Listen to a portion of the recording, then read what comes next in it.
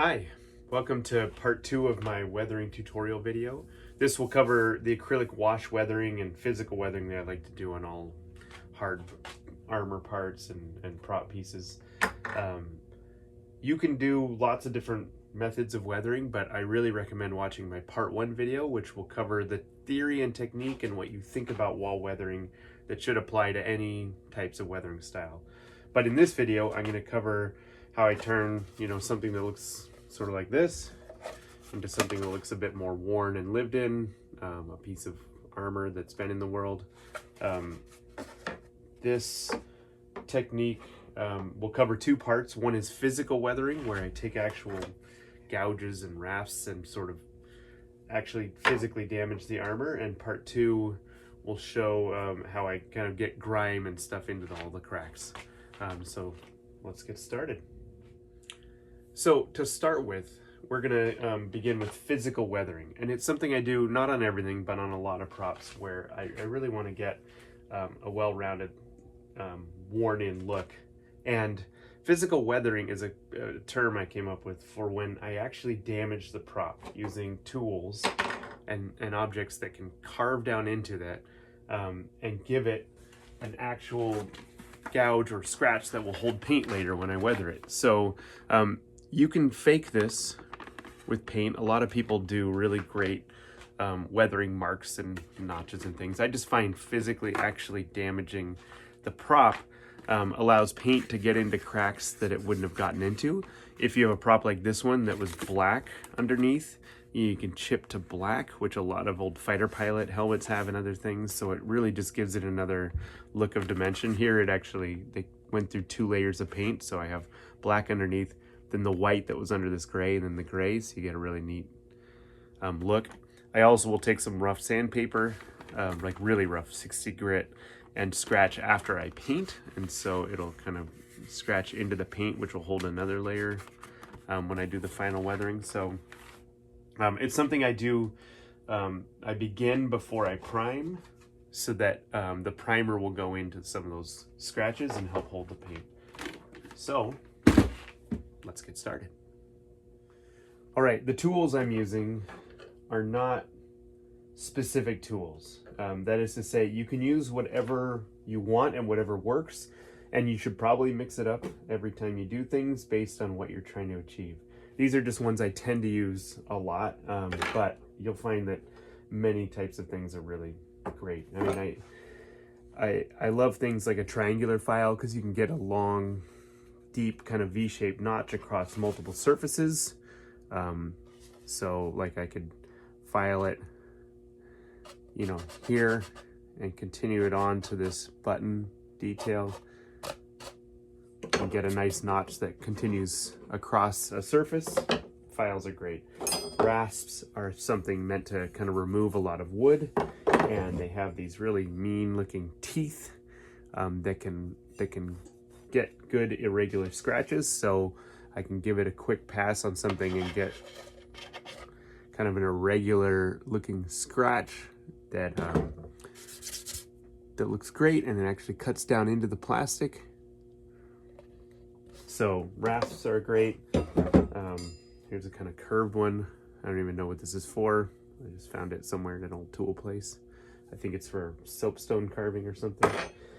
I use gouges, which are for wood carving as well, which will cut out like either a U-shaped channel or a V gouge. And these are small little tools that can get really nice scratches. And just something that'll scratch. Like this is for engraving, but any awl or something else that can give you kind of a nice long scratch in your surface that will hold paint is a good tool. I even, sometimes like this is like a like a cheese knife, and you can get weird irregular scratches. You can damage things with scissors or whatever you have around, and probably the less regular the better, to give that look of something that's been there. Oh, and the final thing I tend to use at the end is some of this really rough 60 grit sandpaper, and I'll do that after the painting stage, but it has these such individual grains that sometimes you can catch like 1 or 2 grains as you're dragging across the surface and get a really good look that finer sandpaper won't get. So I kind of often go kind of rough to less rough. When you're thinking of a prop and what it's doing, it helps to put it on and think of like how it would interact. So this is a forearm.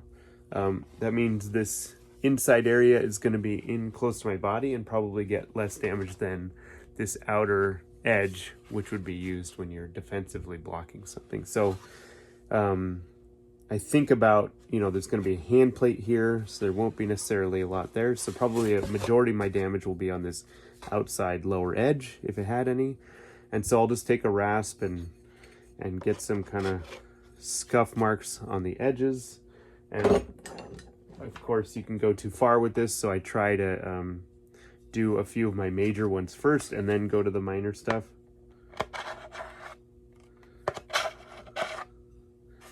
So what I'm trying to get is just something that will hold the paint when I paint it. Just a couple minor scratches. They're not that big, but if you do them before the painting, then they'll fill with paint and primer like the rest, and so they'll be a good surface to catch the later part of the weathering.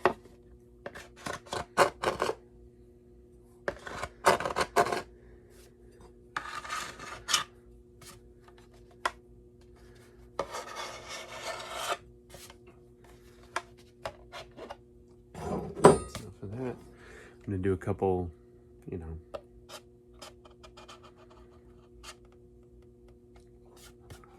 couple lines, but not too many, where some kind of edge of something hit it.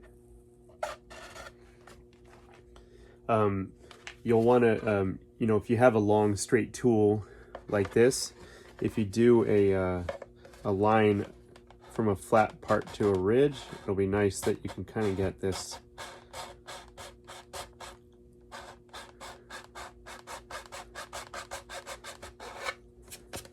you can get a mark that goes from one to the next but stops at that dip. So that's what, kind of long straight tools are nice for, because they represent, like, if a blade had hit this, it wouldn't hit, right in that little gap. It just wouldn't hit there. So anything you can do to actually represent how things would be damaged will help them look a little bit more compelling. And a couple little, use this gouge to get just like little ding marks. It'll look kind of like stuff that might happen if a little bit of shrapnel came in and just, scattered and hit a little bit of an arm. You can go too far with any of these techniques, so I just do them on occasion. And if you're really unhappy with how it looks at the end, you can always come back in and do a little physical weathering at the very end. It just won't be primed down in those little dips and depressions. And that's it on this one. I think it's done. I'll do a little bit more on this. I'll do a lot on those knees, as I went over in my first video, because knees tend to take a lot of damage from kneeling and falling and that sort of thing. So I really try and give knees like a lot of deep damage, because we fall on our knees a lot, and so knee armor would get a lot of that sort of a lot of marks right down here. When I'm working on this knee, because it's going to need a lot of damage, I do a couple, some major damage, some good gouges on these edges, things that should really show up with the paint. But also a lot of little damage. And that's when I take like a really big chunky rasp and I just like kind of give it some light marks, which you'll kind of see in this light. Like, they're really faint, they're tiny, but real world objects get a lot of these very minor dings and marks all over. And if you just do that lightly with some of these tools, not all heavy, but just some very light little tiny occasional marks, it'll give you a kind of compelling overall look, like something that has not been just in one heavy hard fight, but lots of small wear and tear, getting in and out of vehicles, bumping across walls and rocks and small things, and being in a sandstorm and having small bits of debris from an explosion hit. So you want to vary it up from both your direction, but also the types of damage you're giving it. One other thing you can try and do with weathering, you don't have to, of course, but is to try and continue marks based on pieces of armor that are next to each other. So, for instance, got this right arm. I put some kind of scuff marks on this, which if I was wearing my hand armor, couldn't happen when the hand was up. Like, it would have to happen when the hand was down for those marks to happen. So I could then take similar tools and continue that direction of that mark, because this hand was probably in this position when it happened. These are the kind of things that can give your subtle weathering even more kind of realistic reason. So whatever scuffed this in this angle, I'll continue onto this piece using the same type of tool to make it seem like whatever happened to this piece of armor happened at the same time.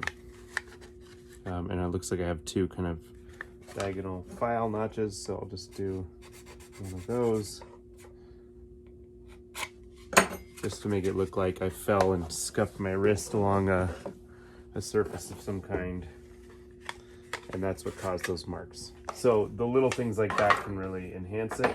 They also are probably not that important, but you know, using the same tools and the same style and going across different pieces of armor, like hands interact a lot. Probably punched a droid. Let's give him some divots in the very front of that knuckle from, you know, at least interacting with hard surfaces,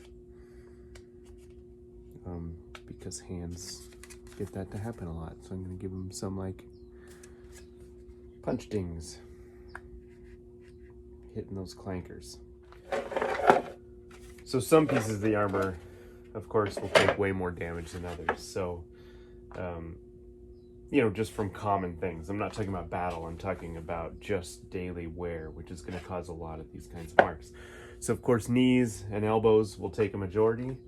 And shoulders would probably be the third most common, and then maybe hands, because they interact a lot with the world. But shoulders, when you're wearing them, will bump into things and get more horizontal lines and other things. They're not going to get as many vertical. They're not going to get a lot on the front and back edges. It's going to be mostly on this one surface. So again, don't go crazy, don't go over the top, but just be sure and think about which pieces of armor would have the greatest likelihood of having things happen. Give them some things that make sense. And then when you're wearing that piece of armor, what does it protect? So on me, just the right arm. On me, it covers about that much of this, so I won't want to put hardly any marks right under that lip. So there can be stuff down here, but not too much right there. So on this left shoulder, on the kind of back, I've given it this kind of like little burst of, you know, marks, like something blew up around here and kind of spread across it. Now, if you're wearing the armor together on the left arm, there should be some marks on that other piece, because whatever spread that far would spread across this armor too. So I've started adding some marks that imply the same directionality. Now, this isn't vital. It's not something you have to do, but I like to unify the pieces. And I've seen people where they have like this shoulder armor with this massive scorch on it, and then the upper arm has nothing, and you're thinking, like, did they just not wear that piece of armor when that blast happened? I just think it's better to hold them together while you're doing it in case you have anything major that you want to kind of correlate to the other piece. So it's those little things that make weathering look great. So every once in a while, you might want to have one really distinct, severe piece of damage, like I did on this, my first set of clone armor. I put like a kind of near miss, kind of blaster scorch that cut into the armor quite a bit. But I want to, you know, show you how I did it in case you're trying to do something that is beyond the threshold of the plastic. So in this case, to get a really deep burn mark that would have broken through, I used some epoxy putty on the back to fill in where that is. I did a similar thing on my Endor Rebel Trooper donut helmet, because they often have these kind of big dents, like Leia has one and a few other people have them. And so I was able to grind, you know, past, in that case, the 3D print into what would have been past the thickness. But I would caution not to use these too much. Like in this entire suit of armor, I only have one blaster scorch mark. I thought it'd be fun to do. But it is really distinct. In half the photos I see it, I'm kind of like, I kind of wish I didn't go so strong on that blaster mark. I mean, that one distinct mark, of course, on Boba Fett, that dent on his helmet is such a unique piece of his armor that everybody, you know, recognizes. So there is a good place for doing it on occasion. I just caution against doing too many severe, deep, destructive marks that are distracting from how the rest of the armor looks.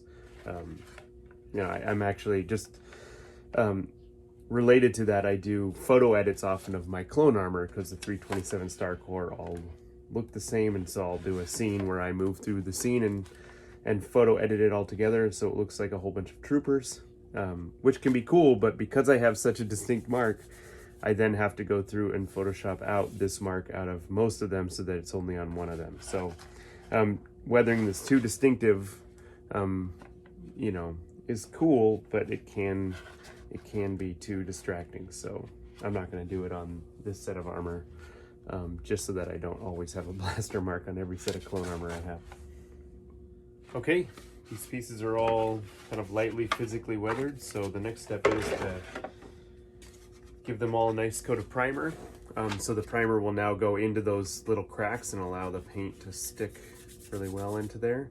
And then once they're primed, you can really get an idea of what it looks like. Sometimes it's hard to see, especially when you have, you know, coats of filler and other things all going on at once. Once it's a unified color, you can really get a good idea of what your weathering looks like. At that point, you know, you can add a little bit more, or if you've done something that you really regret, you can go in and actually fill it with some more Bondo and reprime it. You know, this is the step where you want to do that, and it's okay to make some mistakes and fix them before you get to final paint, because the last thing you want is something that you hate to wear that you spent all this time on. So prime it, give it a look, make sure it's what you wanted, and then move on to the final painting step. I'm all done priming everything. I primed it white because I'm trying to match the other armor that was primed white before the paint, and so I'm using exactly what I'd used a couple years ago. But you can use any primer. Once you prime, you can really see, you know, the subtle weathering you have on there a little easier than when it was glossy white plastic with notches in it. So this is your chance to look it over and see if there's anything you want to repair. I prime it, and then I always paint, if I can, especially with white stuff. There's always the option. I paint with flat white paint, and it can be, you know, satin or something else, but I rarely paint something glossy because glossy paint is really hard to get the acrylic weathering and washes to really stick to. It resists paint in a way that makes it, you know, it's harder to make it work. And the good news is whatever you paint it as a base coat, if you clear coat it, like with satin, it will become satin. If you clear coat it with glossy, it will become glossy. So the clear coat will unify whatever mix of surfaces you have underneath. So flat is really helpful. It's almost like a chalkboard. It really wants to be painted. Like this was flat white, glossy yellow, and then painted satin at the end, and now it's all satin. So you can unify at the end. So I recommend going with some kind of flat color on clone armor. This Rust-Oleum flat white is a go-to for a lot of people, and I love it. So that's what we'll be doing next.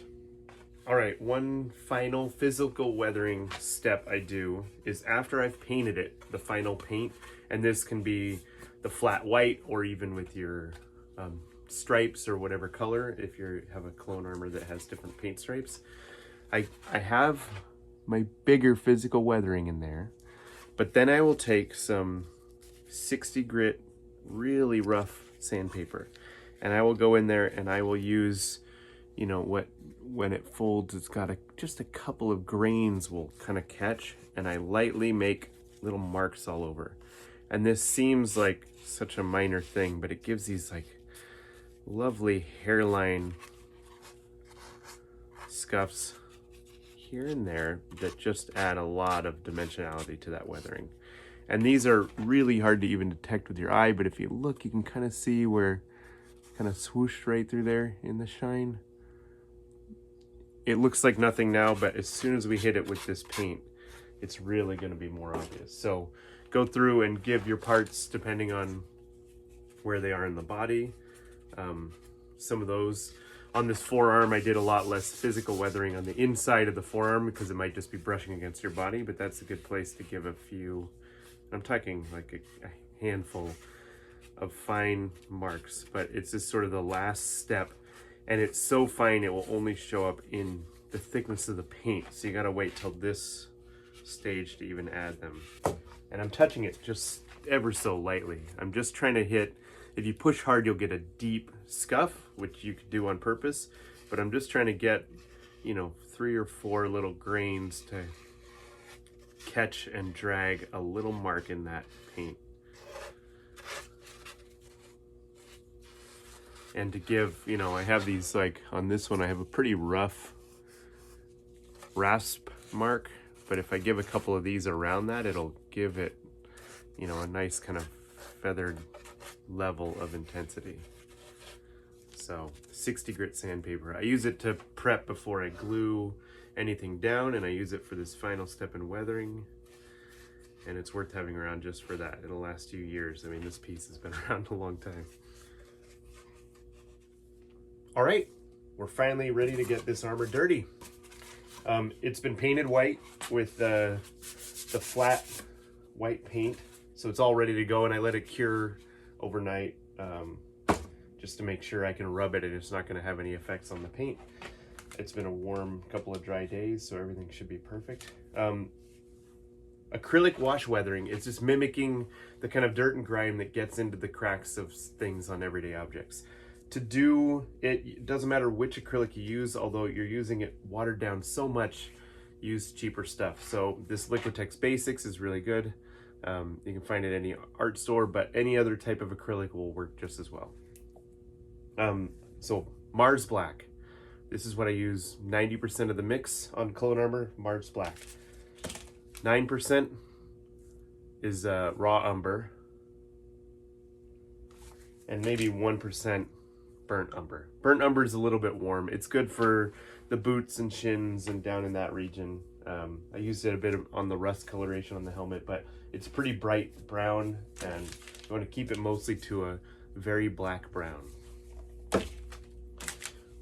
Brushes, you don't want to use anything like really nice and new. If you only have new brushes, you know, take them to your sander for a couple seconds to give them a little bit more rough edge. Because if you weather in the final stages with something this shape, you'll end up with some rectangles here and there. What you want is like a puffy, ragged, old brush. I've used this brush on so many items and it's still living, and it gets better with age. So something soft and ragged. You want some kind of way to mix your paint. It can be on a plate. I tend to use these like old food containers because I can get like wetter areas and drier areas and keep dabbing and going, but you can do that on a plate. And then a couple of rags. They should be, t-shirt material is ideal. This one's dry, this one's damp. And you'll see why we use those later, but the dry is to get rid of a lot of the paint. The damp is to get rid of if you've gone too far, or if you're really getting too much color on something, you use this damp one and it will wipe it all the way back to white. And I think that's it. Let's get started. All right, so I give myself a couple areas black. I'm going to use a lot of that, so I'm just going to put a bit in there. If you're just doing one item, you need, you know, a quarter bat. We can always just top it off if we run out. It's harder to put it back in the tube. Some brown. And the tiniest bit of this if I feel like I need it. I'm not sure I will, so I'm just going to put it up on the edge. It's just the littlest amount. All right, so I got my wet rag, my dry rag, and let's get going. So this first round is just going to be a really wet, soupy acrylic that gives us our baseline haze. This is just the color. I'm going to get some of this brown in there. This is a color that will be kind of the overall grime that takes it from being completely white to a little bit less white. So here's what that looks like. I'm gonna paint that on. It's still too dark. I'm gonna get this. Let's just mix an area over here. Why not? Really watery. Really wet. You know, you should be able to see through it. And this is going to go in those initial cracks, but it's mostly not going to do much in there.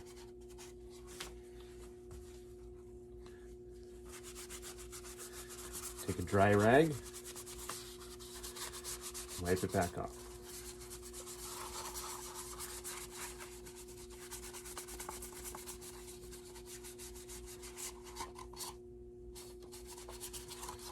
Now you don't want a bunch of straight white marks, so we gotta kind of roll the cloth and go in every direction until it's mostly gone. I'm leaving thumbprints, which can be cool looking, but you know, let's try and get those off in this first pass.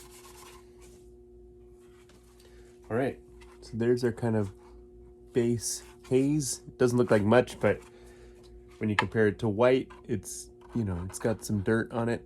So that's the look we're going for.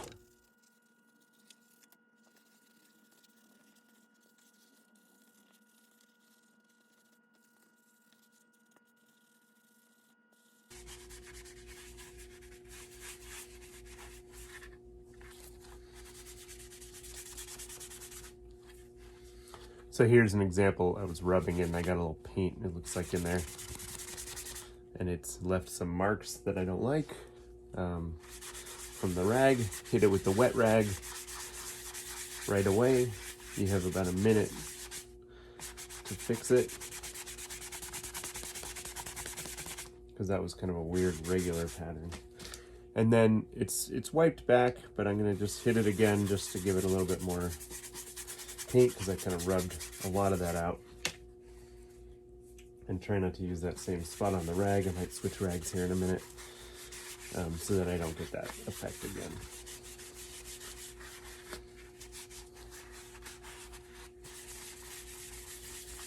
And it's okay for your rag to leave a few smudge marks, but you just don't want anything distracting. So I just keep going until I don't see anything, you know, that I've left from my thumb or the rag that is distracting in this baseline layer. Next, we're going to do a little bit more intense weathering.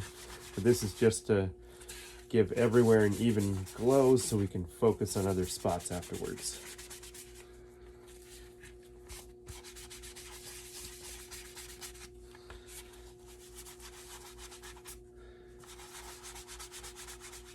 And it's this stage that you can start to see the effects of that sandpaper. So there's like some fine scratches. Let me see if I can get it to focus on there.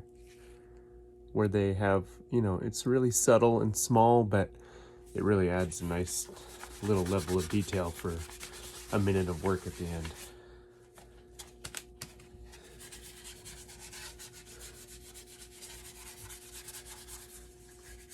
Try and get the edges here.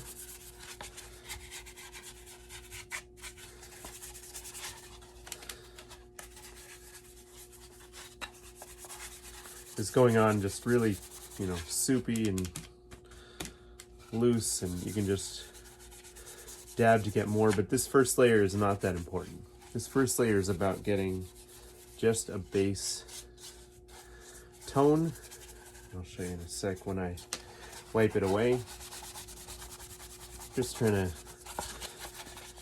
have that even, not white, but you still want to bring it back to pretty light, because if you go too far on this first round and it dries, you really can't bring it back from this.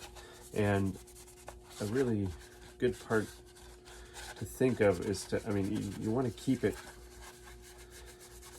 mostly white in some spots to make the weathered areas stand out even more. If everything has got that baseline, it just will, that's too dark, it'll be too much. Now here's an example of that. Like, a lot of people just leave it here, and that's a lot of paint, and it's kind of everywhere, and there's no white left. So I will usually try and get a lot more of that off on this first pass, so that I will have areas that at least can get a little brighter, like the front of the bicep. We buff that pretty white, because that will just, it's out on the surface, it's probably going to stay fairly clean.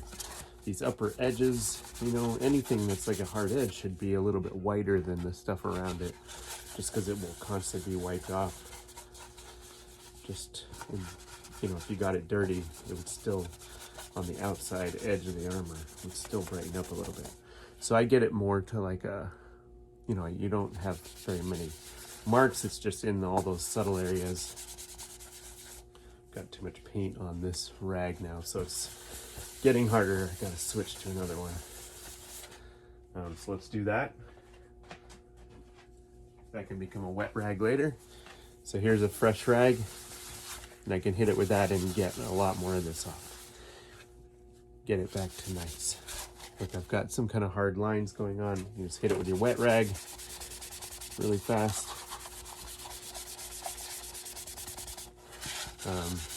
To try and get some of that off.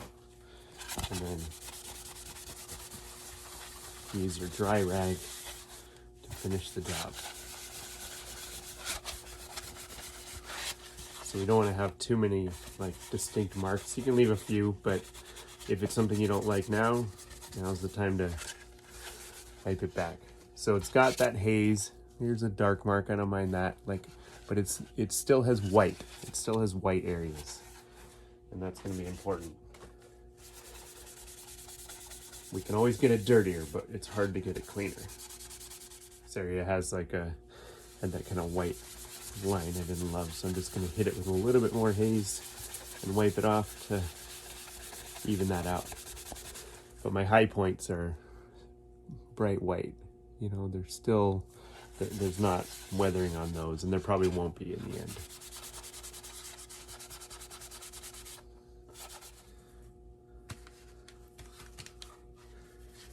So as you're going, you may get to moments where you're like, well, that's too black. I need some brown in there. But because it's so soupy, doesn't really matter. I'm gonna dab in some of my raw umber and tap that in there, and you will see it kind of gets more brown.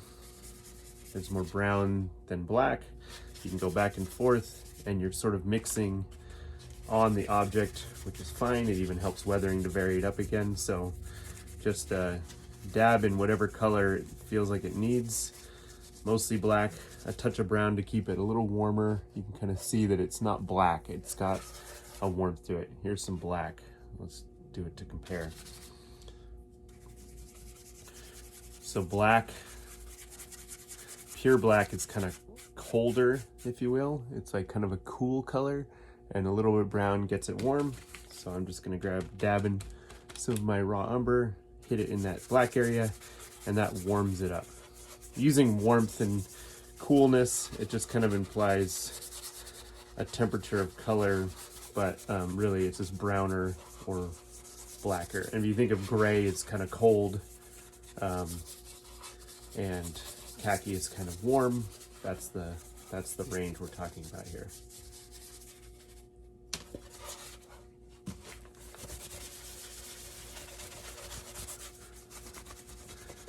In this stage, we're not trying to get into these cracks. This button pad will be so fun to do later with a little bit thicker paint, but for right now, we're just trying to get a little bit of warmth. I glued this button pad on with white E6000, and it's no different than the clear, except for white E6000 is white, but it's also paintable, it says right on the label. So If some of your glue squeezes out, it will take weathering, something that like super glue won't do. It's sort of clear, you know, and hard, and it won't accept paint. And then I came, because this compad's hard to get onto a round arm, even though I heated it and bent it, I used some, you know, flexible paintable caulk that you would use like on a house to put trim up as the final stage. And that's of course paintable, so I can get this nice edge that when I want, it will be able to hold paint no problem, because it's a paintable white, you know, surface. So that helps for things like this where you're gluing something in armor. This is the only case on clone armor is this compad, but anywhere else you're gluing something and you're a little bit worried about weathering, it helps to use paintable glue or paintable caulk to allow weathering to stick to whatever you're doing next. So this will, you know, this little crack right now, it's white, but when I get to some paint in there later, I can jam them in those cracks and they'll hold paint when I get to it. So you don't need to worry about that yet. We're gonna do it a bit thicker in the next step. It's getting a little bit too dark.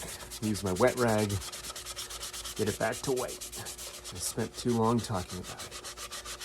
But that's the beauty of acrylic, is you have a couple of minutes to pull it back out. It won't ever go completely out because it's, you know, we're on this paint that's fairly flat. It's got a tooth to it, but you can get a lot of it out.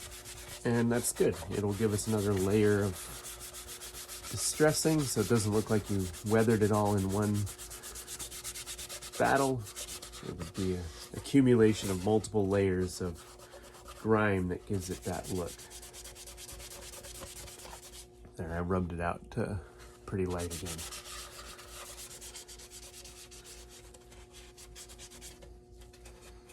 Looking good. So you can see it kind of got stained in that area just based on how that paint accepted the acrylic. That happens. And I think it gives it a nice look, but you can scrub and get most of it out, and a couple layers of weathering should give that a really nice overall look.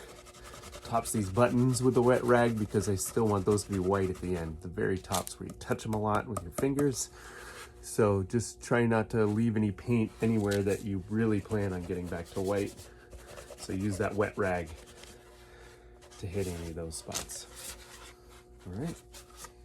All right, all my pieces have their sort of baseline haze weathering on there, but I need to stop for the moment, and I have all this paint still that's still going to be great for the next stage in weathering. I got a lot of black there, so you can just let this dry out, but if you want to reuse it, a good trick is to take just a paper towel, get it soaking with water,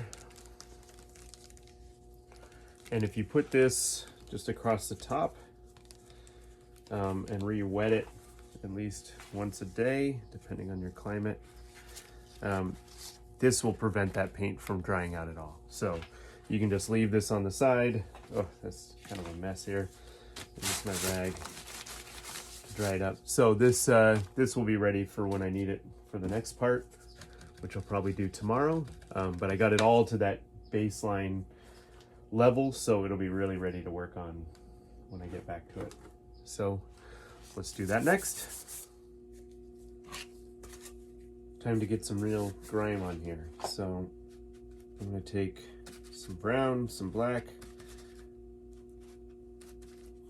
and I'm not going to do it nearly as watered down as before. And this is where I get a good amount of color in there, where I think I'd want it. So I'm gonna need some in these like kind of cracks, and I paint it kind of more directly where I want it to go. It's gonna be a little less transparent than before, a little more grimy, and I'm gonna try and focus and make sure it gets in those cracks that I made before. I mean, not cracks, those little details that will hold a lot of paint. I like spot hit those with the brush to ensure that they get some paint smushed down with the brush into them, because it may not happen if I just glance across the surface. Maybe around the edges. Doesn't have to be super exact, because I'm going to rub all this over, all over it, and I need it to get, you know, just some on there. We can't flood this thing with paint because it's a lot to wipe off. So I got a new rag.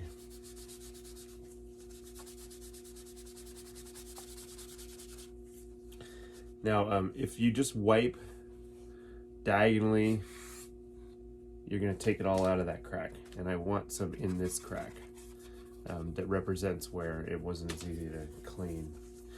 So I'm going to try and go across that crack and push paint toward that crack to try and keep some in there. If you're seeing like marks like this that aren't showing up, you can just hit them again. It's going to take about 2 or 3 little dab passes.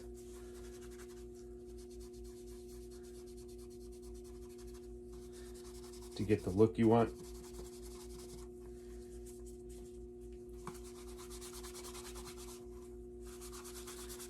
And then anytime you get stuff where it's looking too damaged, come in with your wet rag to try and get that area back to clean. So again, I don't want to slide down that crack because I want some paint there. So I'm going to try and push this wet rag towards it and dab it so that it leaves stuff in that area. This side has a nice little line of grime. This one, it got wiped out, so I'm just going to tap it back in. Try and get a little more brown in that one.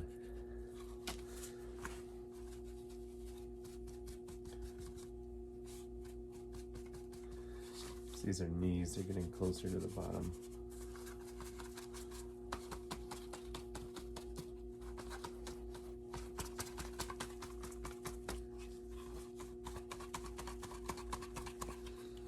So if you dab and kind of swat at it, it won't have smeared streaks as much as if you just rub it off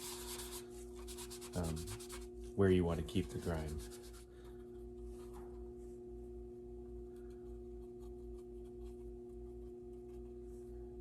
I'm trying to make sure it gets, I leave a little bit more in some of these spots.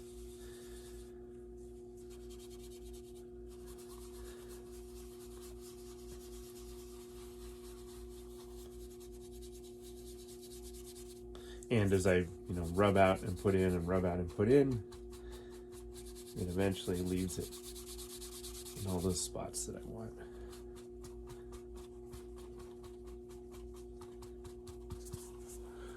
Just getting this nice kind of layered haze from these multiple passes. So that paint is now showing up in all those little tick marks here and there.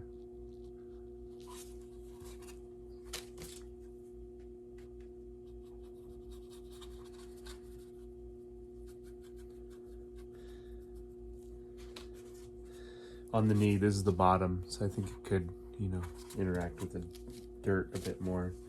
So I'm just giving it a little bit more dirt down there. That is too much, so you keep coming back and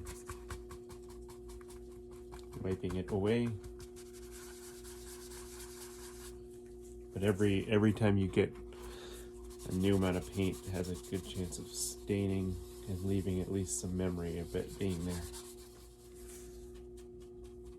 I'm trying to avoid a hard line of grime, something that just is more faded up to it. That's looking good. I mean, this is a knee, so I wanted it dirtier than other parts. I wouldn't do, the upper arm like this, but that's getting pretty nice look, especially compared to what it once was, which is this. So this is a clone that keeps it pretty clean. This one's just getting back from a mission. There we go. So here's the forearm. I want to go, a little bit lighter. You don't want to cover the whole thing with this thicker paint. You do want to make sure you hit a few areas that you for sure want paint, like on this ridge I have some deep scratch scuff marks from the rasp, and on either side of that ridge a couple other places. Make sure you add in some brown here and there, and there's a lot of paint on this, so if I cover it in paint, there's just gonna be so much paint that soon my rag will just be covered in paint, and it won't be able to get clean. So let's start with that. Get a little more brown.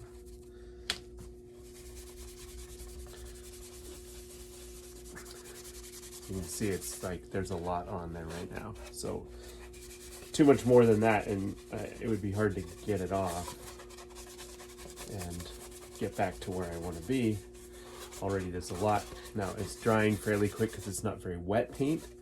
So I'm gonna hit it with this wet rag fairly soon after, just to ensure that I don't end up with something I don't want there. This wet rag stage will sort of rub some of the excess paint around to the other areas, to make sure that it's getting more of an even coating. Doesn't have to be totally even, but we definitely want these high points to get back to white, but not our weathering. So light touch so that it keeps that paint in those crack details. I mean gouge details. There we go.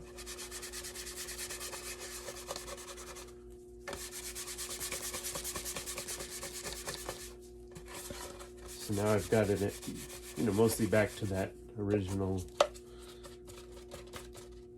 weathering, but things like deep lines caught that paint. We did that with that file earlier. There's some around the edges, and now I'm going to just go with my brush and get a few more spots. I think oh, and my hand has paint on it, so it's leaving marks all over, which is fine, but I think around this armhole I want to give it a bit more like grime, because armholes get dirty. You pull your dirty gloves through them. And for this, I'm just going to dab it and lightly brush it with the dry rag. Let me hit some of those marks I left with my glove. Let's clean my glove. I don't want to have a ton of those, but some. It's looking really good. Can leave a few of those in there. And then I want to just keep going back and hitting these. See how I have this nice light high point on there? I just want to make sure I maintain that, so I keep hitting those high points just to make sure they don't get too dirty. So bring it back to white with the wet rag so that it stands out as a high point. But for a forearm, I think that's done. I mean, I've done a knee that's a little bit dirtier, but I think this looks good for a forearm. Got this kind of patchiness, looks okay, but I think it needs to be a little less distinct. So wet rag on it. This compad is one of the more detailed spots on this armor, so it's going to hold a lot of grime. If you think about it, it goes on my right arm. My left finger taps in buttons and turns on comm channels. So first I want to go and do some of my more general marks, like I did before. Just, get some paint on there, but don't fill the whole thing. There will be plenty, but especially around this edge, we're going to get beginnings of some of the weathering, but I don't want to get to the buttons yet because those will take some special attention, and I don't have much time when I'm dealing with the rest of the armor. So let me make sure I get some paint on there and start rubbing it before I get to that compad, which is just going to take a little more time, and I don't want to spend time on that compad and then miss the whole rest of the armor. So here we go. Let's rub our New grime in there.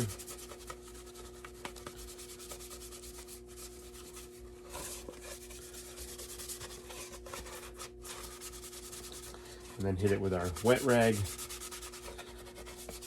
to make sure it doesn't permanently stay dark.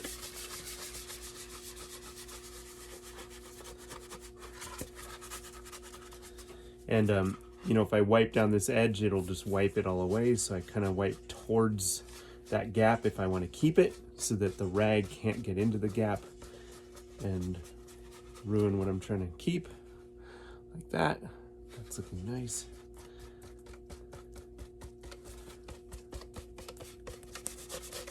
Okay, got a lot of it off. That looks really nice, having it in that groove there. I think I need a little more. There's some scratches that you can see, one of them filled in, but there's actually a bunch here. So I want to make sure to hit anything I for sure want to highlight with some darkness. There's some spots here, there's a spot there, and this whole gouge area all got wiped away. Happens a lot. I just keep going back and hitting them until eventually the paint stays in there. Get the dry rag across them.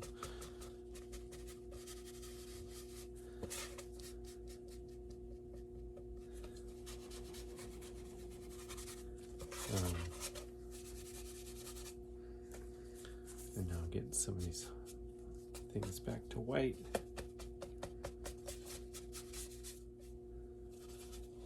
Okay, so this comp pad, I want to get a good amount of paint in there, jammed with the brush. That's why you don't want a really nice brush too. It's just because you're jamming it in there, you're going to ruin it anyway. Jam so that the bristles bring some of that paint all the way down into all those cracks. If you miss one, then it won't really make sense that the rest had that much grime, and somehow that little gap between two buttons missed it. So it's really important that you get it everywhere and then come back and take it out. So deep into every little crack and crevice. It's looking pretty deep into every crack and crevice. A little bit more around this edge. A little brown. I'm gonna add some brown just in this area, but not everywhere else. Can't really see it there, but it's nice to get a variety of tone even within an object, because it's not every time going to be exactly the same. Okay, so dry rag across the top just to remove a majority of that paint, but not all of it, so you can see what we're looking at. It's a little gray, so I'm going to hit this wipe on all the tops to get them back to white.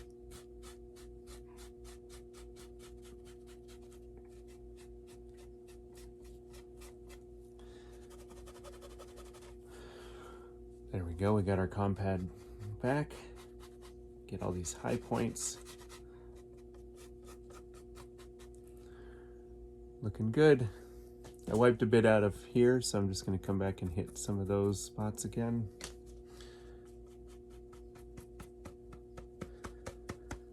But that is looking great. Got some haze on that side. I want to try and duplicate that on the other side, especially because this is the side that the gloved hand touches a lot and may leave residue for extended periods. So when I kind of, you know, if I'm wearing it, I'm going beep, boop, boop, boop, and these hands are dirty, you know, there might be some like, it might create an eventual haze over here. So I want to try and get that look. So I'm just going to hit it with the dry one, dabbing it so I keep a haze going over there.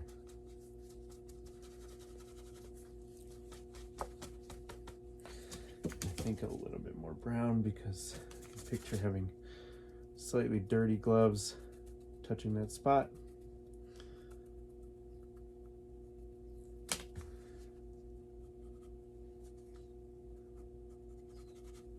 keep getting these dirty buttons, so I gotta remember to come back in once in a while with the wet rag and get those very high points back to white. Okay.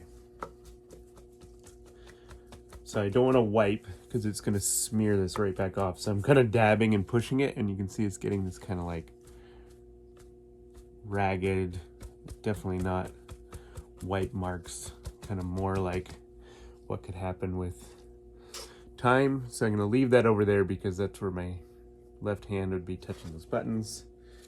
You know, it's a bit much. I'm going to tap some of it out, but I want a kind of a haze. It doesn't need all to get back to pure white over there. And it's already pretty much dry. So that's what I got over there. Right now I'm thinking maybe it's too much, so I'm going to dab with the wet, which will get it wet enough because we just made it, that we can just get it out. We got about another minute to be able to decide what we did was too much.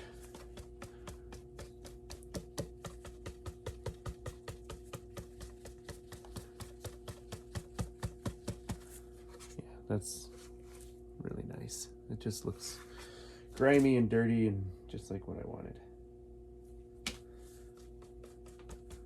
There's a white area, so I'm kind of dabbing a little bit more paint back into that white area. That looks like a compound that somebody uses on the daily.